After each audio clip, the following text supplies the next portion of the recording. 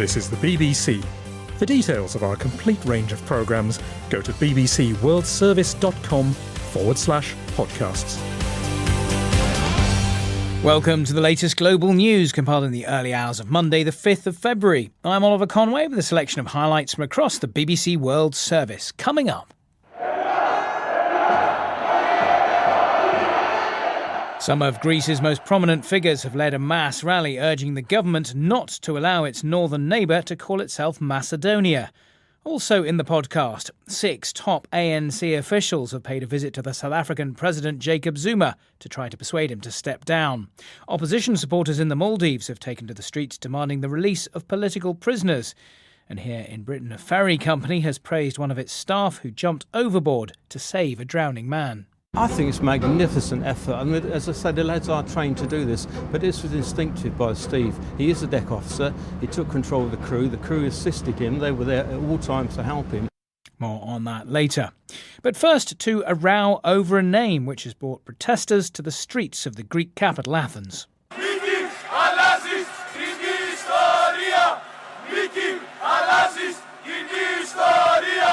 The demonstrators are chanting Macedonia means Greece. They insist the name should refer only to the northern Greek province and not the Balkan nation known officially as the former Yugoslav Republic of Macedonia.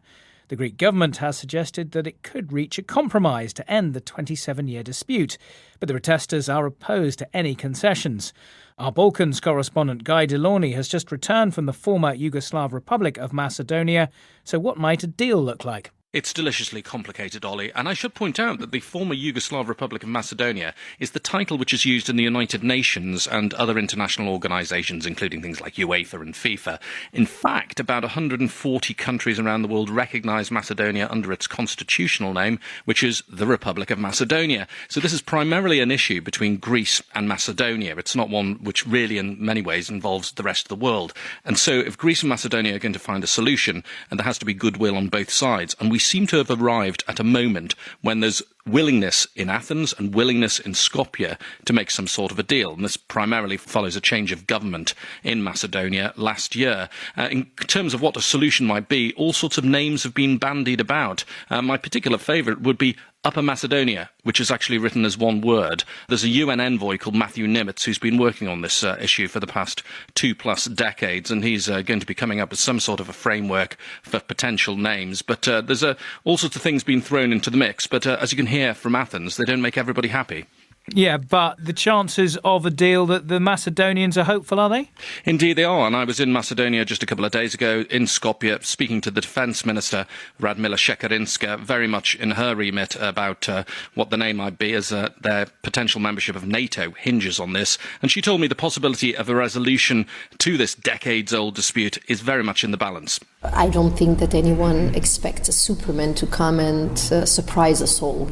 Many elements have been discussed in the last 25 years, and it's the right combination, the right timing, the right sequencing of steps that will determine whether we are heading towards a solution or we are heading towards yet another defeat. Well, that defeat could be a result of the attitude of the Greek protesters. But how much of a problem is this name for the former Yugoslav Republic? Well, I mentioned NATO, and the reason I was talking to the Defence Minister is Macedonia wants to join NATO, but Greece has been blocking its accession talks with NATO simply because of the name dispute. It's also an issue over Macedonia's ambitions to join the European Union. It's simply not going to be able to do it if Greece is able to wield a veto over its entry because of this name dispute. So while it might seem trivial to the great majority of the rest of the world, it's a very real problem for Macedonia, which is one of the poorest countries in Europe.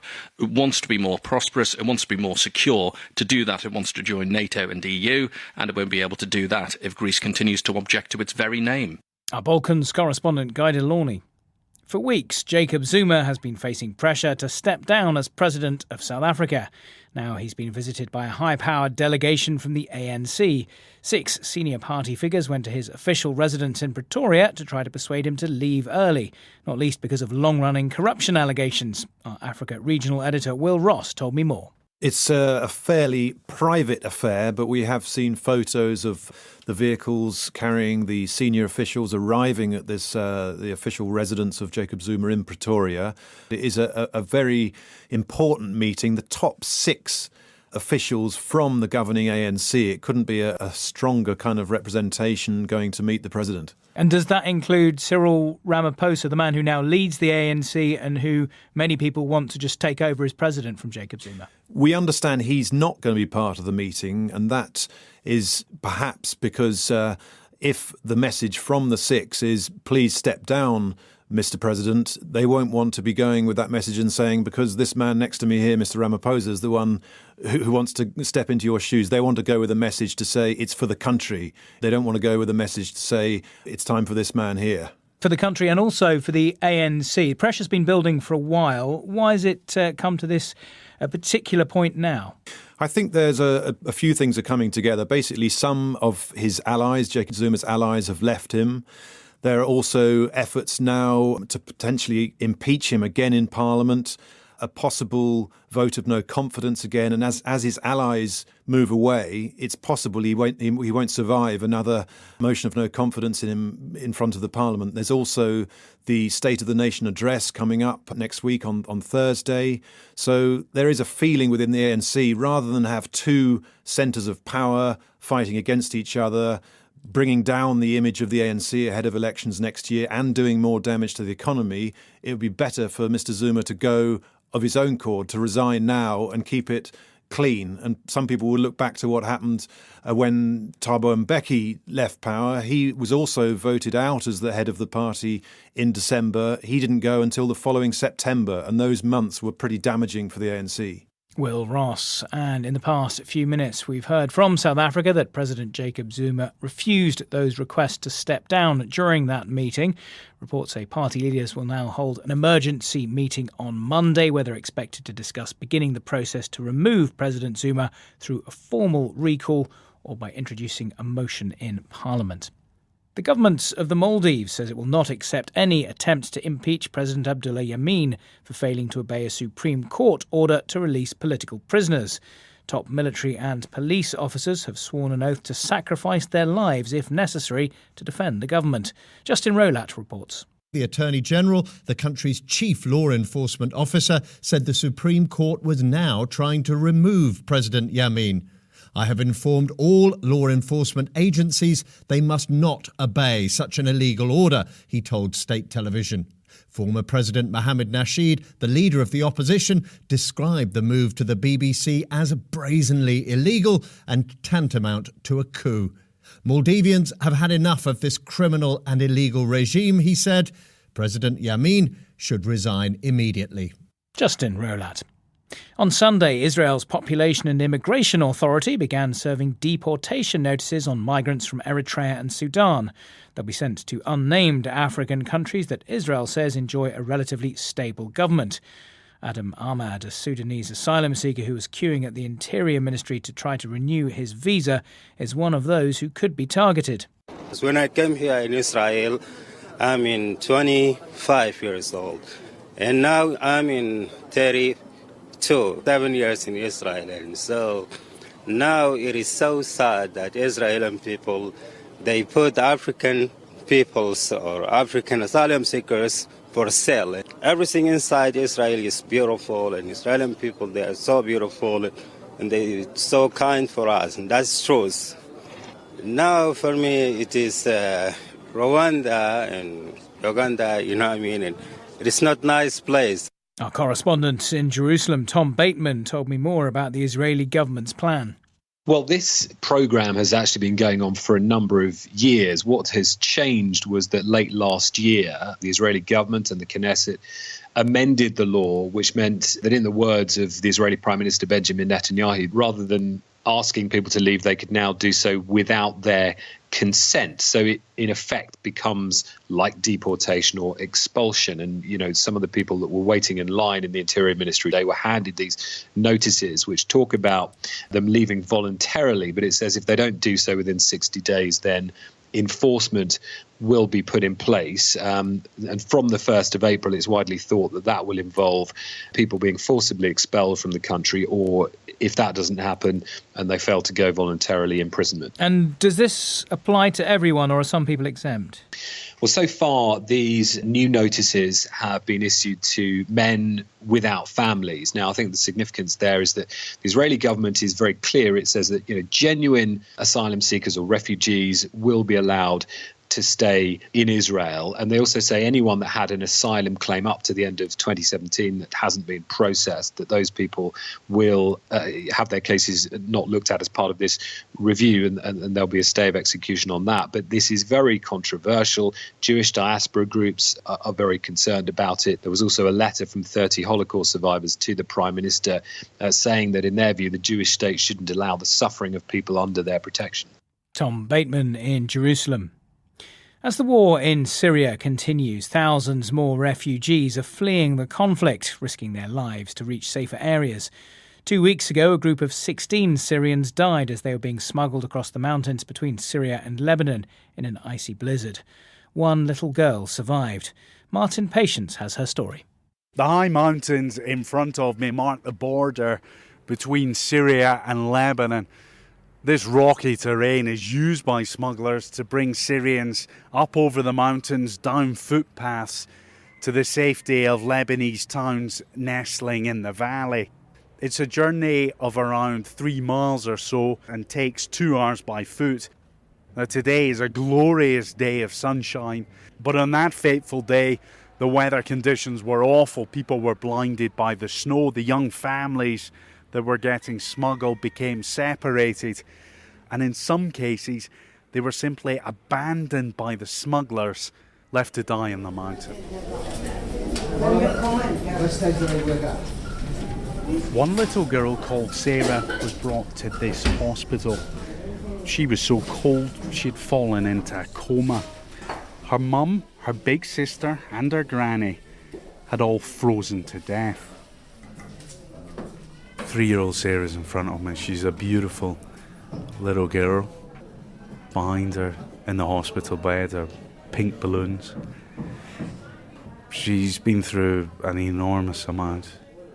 She has on her face, which looks like a giant birthmark, but it's actually frostbite. It's black and it runs from her brow down onto her right cheek. One of her ears has a chunk out of it again. The black frostbite is there. Sitting beside Sarah's bed day and night is her dad, Mashan Al-Abed. He smuggled himself to Lebanon 2 years ago. But then a shell hit the family home in Syria and he decided it was time for them to join him. What happened on that day? My daughter was carried by one of the smugglers, but somewhere in the mountain he dropped her and continued walking. When he arrived to the Lebanese side, to the Lebanese counterpart, smuggler, my brother said that you were carrying a girl, where is she? He said, I left her in the mountains, so they forced him to go back and get her. What? Why? Why would somebody do that? I think it's because he didn't want to leave an evidence that he left people to die. That's why he left her also in the mountain. But when they arrived to their boss, he put a gun to his head and told him, you go back and get her. And he forced him to go back. He didn't go off long, which means he dropped her not very far. Sarah's father's just handed me his phone. There's very disturbing pictures. One of the pictures is incredibly poignant for him. It's his wife and his 4-year-old daughter, Heba. And they're in a ditch. They're hugging each other.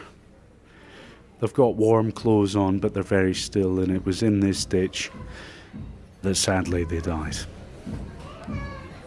What do you see as the future for Sarah?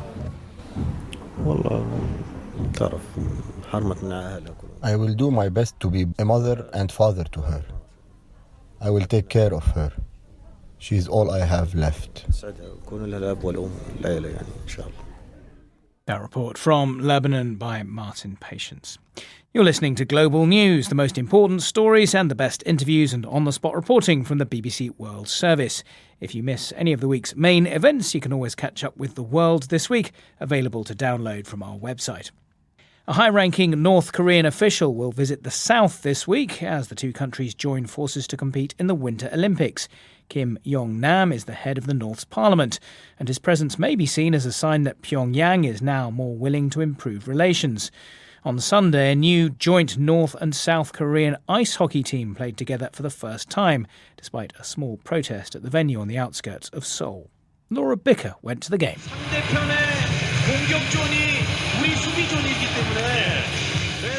Fierce and determined, the Korean players power onto the rink.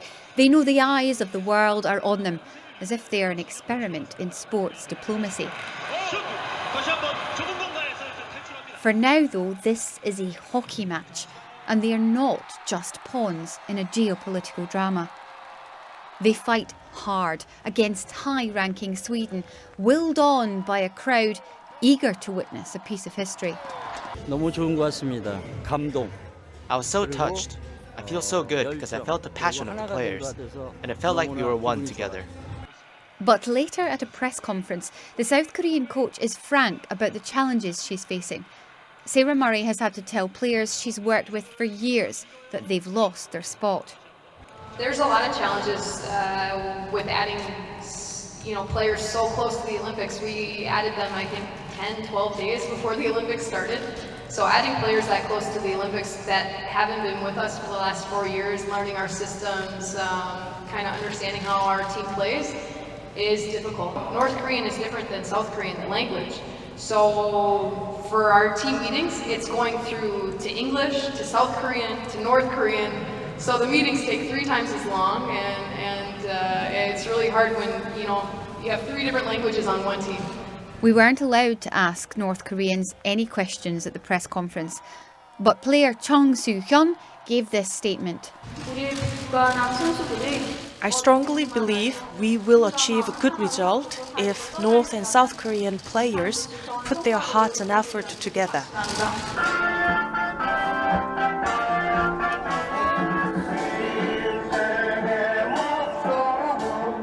Outside the stadium, a small group of extreme right-wing protesters call for an end to the Kim regime in North Korea, and they're asking for help from America. They are a vocal minority. But when it comes to the notion of a unified Korea, Professor Kim Ji-hoon from the Asan Institute said most young people here are not keen. When it comes to the participation of North Korea to Winter Olympic Games, more than 80% of Korean people say welcome. But when it comes to entering to the stadium as under the one national flag and all together, the opinion is evenly split. But when it comes to the unified team, it's harshly opposed. But in the case of a young generation, basically, they do not really share the feeling of a one nation with North Korea, and so why do we really need to accommodate the North Korean people and make a unified team? The North Korean hockey players will not stay with their teammates at the athletes' village. They'll be kept in separate accommodation and watched over by minders. As the Olympics draw ever closer, language is not the only barrier this team faces. Laura Bicker in South Korea. It's almost 3 years since the prominent Russian opposition leader Boris Nemtsov was shot dead on a bridge near the Kremlin. Although 5 men from Chechnya have been convicted of his murder, his supporters believe it was a high-level political killing. They're also angry that there's no permanent memorial in his home country. But the Nemtsov name will live on in Washington, D.C., thanks to a decision by the city council to rename part of a street in his honour. And not just any street, as our correspondent in the US capital, Gary O'Donoghue, reports. Well, according to this popular ride-sharing app on my smartphone, the address of the Embassy of the Russian Federation is 2650 Wisconsin Avenue, Northwest Washington. And I think this might be my cab arriving now. Off to the Russian Embassy? Yes, please. Thank you. So here I am outside the Russian embassy. There's a big sign up here on the wall, both in Latin and Cyrillic script. There are cameras on some of the lampposts around me. There's a couple of fences. There's a huge satellite dish just inside the grounds. But in a few weeks' time, this little stretch of Wisconsin Avenue is going to be renamed Boris Nemtsov Plaza on the 3rd anniversary of his murder. You're trying to erase his memory. We're going to keep it alive. Here it is, right out in front of your embassy. That's the sound of the Washington City Council pitting itself against the might of the Russian state, and in particular Mary Che, who's pushed through emergency legislation so the renaming of the street can be done in time for that 3rd anniversary. If the Russians won't memorialise Boris Nemtsov's death, she says, then Washington will. The idea that somebody who was fighting for democracy would then have to face the attempt by government officials to effectively wipe away his memory so angered me and moved me that I thought, yes, we will keep his memory alive here, where it can't be obliterated. Переименование городской совет поддержал единогласно, а вот на общественных слушаниях инициативу поддержали не все. Жители Вашингтона Джереми Бигвуду, правда, угрожали отключением. The outcry in Russia has been substantial. State TV says maybe Moscow should have an Edward Snowden Street or one named after Julian Assange. But one Russian who is happy is Vladimir Kara-Murza, a longtime friend of the murdered opposition leader and head of the Boris Nemtsov Freedom Foundation. We have streets in Moscow named after Hugo Chavez, the late Venezuelan dictator. We have a street in Moscow named after Ahmad Kadyrov, the former Kremlin-appointed strongman in Chechnya, who once declared a jihad against Russia. But a former deputy prime minister of Russia, regional governor, 4-term member of the Russian parliament, is apparently off limits. Friends, family and supporters of Boris Nemtsov. The murder of Boris Nemtsov brought thousands onto the streets of Moscow, his supporters in no doubt that his criticism of Vladimir Putin's annexation of Ukraine the real reason for his death. At the time, Michael Carpenter was Deputy Assistant Secretary of Defense for Russia and Ukraine. Boris Nemtsov was a very high-profile individual. For him to be murdered on the steps of the Kremlin, it's important to remember that bridge where he was murdered, you could throw a rock from there and hit the Kremlin. It is very, very close. That doesn't happen in a police state like Russia without the police, meaning the secret police, being aware of exactly what's going on. The Russian embassy here didn't respond to our requests for an interview or for a statement. It seems unlikely they'll want to attend the unveiling of the street signs next month. But Vladimir Kara-Murza says one day they will embrace it, as they did with the communist-era dissident Andrei Sakharov, who got the street outside the then embassy named after him. And it will serve, he says, to show Americans a different side to Russia. All people hear about Russia in US media is about dictatorship and wars and meddling in elections and hacking and all these sorts of things. It'll be an important reminder that that's not all there is about Russia. That there are also honorable and decent people in Russia, like Boris Nemtsov, who are prepared to stand up for the values of democracy and freedom. And that report by Gary O'Donoghue in Washington. On Sunday, a curious and little-known milestone was marked in Germany. The Berlin Wall has now been down for longer than it stood, exactly 10,314 days. Oliver Berlau was there the moment everything changed. In the summer of 1961, the East German leader Walter Ulbricht told journalists, "Nobody has the intention of building a wall." Niemand hat die Absicht, eine Mauer zu errichten. He knew that that was exactly what he was going to do a few weeks later. It took just a few hours to close off West Berlin completely, but the construction of an actual wall took months. And it was 28 years before it became obsolete in a moment that made headlines around the world. For those of us who lived through that night, when the border suddenly opened, it seems as if it was yesterday.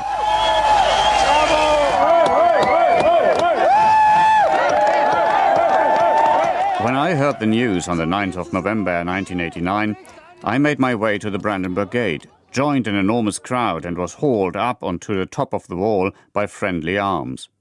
It didn't take long for people to begin attacking their hated symbol of a divided Germany with hammers and chisels. And some people, with a flair for business, quickly hired out tools to those who wanted to get their hands on a piece of the wall. That is how I got mine and why I know it's genuine. It's difficult to see where the wall stood in today's Berlin, apart from a thin bronze strip on the floor and a few remaining pieces kept as memorials. It's even more difficult to explain to a younger generation, my own children included, how it was possible that people were shot dead simply for trying to cross from one part of Berlin to the other. The BBC's Oliver Burlow. Here in Britain, a ferry company has praised one of its officers who jumped off a vessel to save a drowning man. The man was spotted in the freezing waters of Portsmouth Harbour on England's south coast. Ben Ando reports. The crew of the Whitelink ferry St Clair spotted a man struggling in the water close to their vessel, which was berthed near the Gun Wharf car ferry terminal. They threw him a life ring, but he seemed unable to reach it, so deck officer Steve Chamberlain dived in. Stephen Mills, a manager at the ferry firm, said his actions showed exceptional courage. I think it's a magnificent effort. I mean, as I said, the lads are trained to do this, but this was instinctive by Steve. He is a deck officer. He took control of the crew. The crew assisted him. They were there at all times to help him, but he went straight in the water without thinking about it. He saw somebody, they threw a belt to him. He couldn't take that, so clearly he was in distress. Steve jumped in the water and he saved him. Other crew members who were in a small launch helped pull the drowning man to safety. He was conscious but suffering the effects of hypothermia. Mr. Chamberlain said afterwards that while the crew carried out emergency drills all the time, it was different when it was happening for real, adding that he reacted instinctively. That report by Ben Ando. As we record this podcast, the self-titled Greatest Show on Earth, the Super Bowl, is taking place in Minneapolis. The New England Patriots are seeking a record-tying 6th American football title when they take on the Philadelphia Eagles in a neutral venue, the home of the Minnesota Vikings. The focus is on the Patriots and their superstar quarterback Tom Brady, after many of their players were reportedly struck down by flu. James Kumarasamy spoke to Anita O, a news reporter for CBS 3 television in Philadelphia, who's been with Eagles fans not lucky enough to get tickets to the game. Just all around the city, all of the buildings are lit up in green. It's just a sea of green everywhere you walk around. It's just been wild and crazy, and Eagles fans are so passionate, as I'm sure you have seen and heard in videos. Indeed, passionate, but the truth is they are the underdogs, aren't they? I think that we have been categorized as the underdogs and against the Patriots, and we've kind of embraced the underdog mentality. But if you talk to people around the city, they're very confident that the Eagles are actually going to take this home, that the defense is wonderful, that Tom Brady is old. And so, they are just, fans are really supremely confident in the team, and they have no doubt. No doubt at all. Well, that's good to hear. And the flu epidemic hasn't spared the Eagles, has it? Is that going to make a difference? Some people are joking that it's some kind of conspiracy that the Patriots are doing, kind of like a Flugate type of situation. There's got to be a gate, hasn't there? Of course. But, no matter what, it's kind of like every adversity that this team can face, they have faced. They've faced a lot of injuries. Their star quarterback went down. And when you talk to fans, they're just like, you know what, this is what the Eagles are kind of all about. This happens to us. We kind of have this heartbreak that comes. But, for some reason, they really do feel like this season is different, that the Eagles are playing kind of in a way that they have never played before. And they're so confident in this team right now.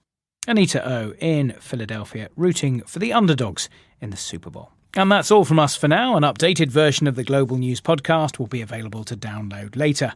I'm Oliver Conway. Until next time, goodbye.